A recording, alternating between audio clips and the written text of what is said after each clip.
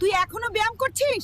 আমাদের 1 লাখ মেহমান আসবে, তুই তাড়াতাড়ি বড় মোরগ আর ইলিশ নিয়ে আয়। আচ্ছা মা, যাচ্ছি। কি আজব, 1 লাখ মেহমান! এরা আবার কে আর কই থেকে বা আসবে? যাই হোক, মা যখন বলেছে তখন আমাকে আনতেই হবে।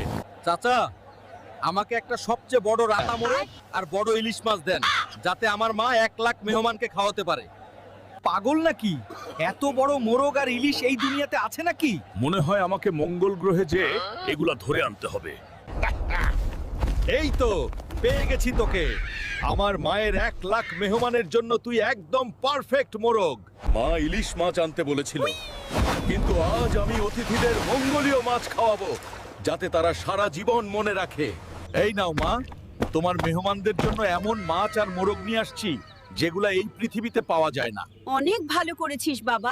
রান্না তো সব কমপ্লিট, কিন্তু মা, তোমার সেই 1 লাখ